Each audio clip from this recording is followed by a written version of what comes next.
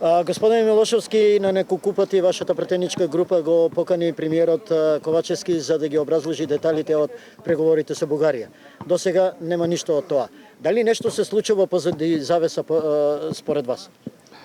Па пратениците од ВМРО ДПМН, 20 на број и од коалицијата, пишавме едно писмо, барање до премиерот Ковачевски да се обрати пред собранието, пред Комисијата за надворешна политика и да ги сподели со нас нацрт документите кои што се преговараат на релација Скопје и Софија. За сега немаме ниту писмен одговор, ниту пак согласност од премиерот дека ќе се појави пред собранието.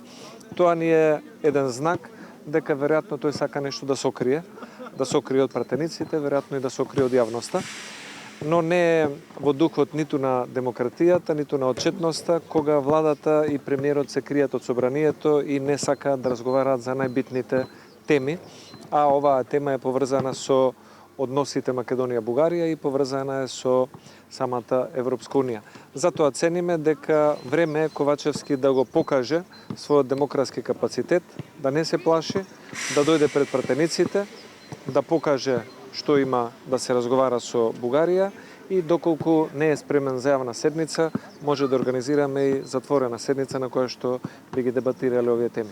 Дали има нешто што циркулира во меѓувреме, а не се кажува во јавност?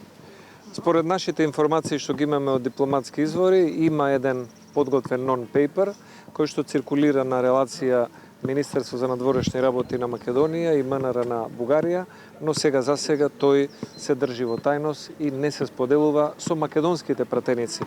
Инаку, како што гледаме во официјална Софија, има чести координации кај претседателот Радев и нивните политичари се запознати за тоа што се разговара со Македонија.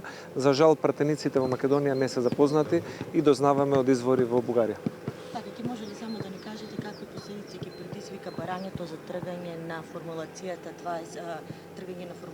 јазикот кој го зборуваат 20% од населението и ги предизвика ли тоа дестабилизација уставот?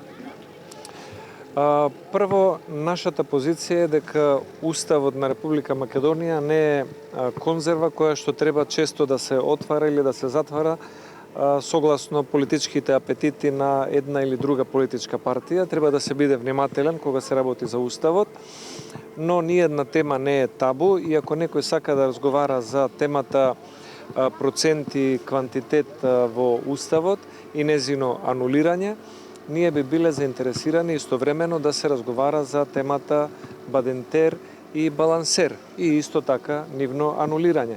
А како гест на добра волја би било многу добро ако владачката коалиција и пратениците од мнозинството прифатат да има една изборна единица, за да имаме еднаквост на гласот за секој граѓанин и гласач во Република Македонија и гледаме дека општеството веќе изразува се поголема поддршка за моделот за една изборна единица и ВМРО ДПМН го очекува тоа.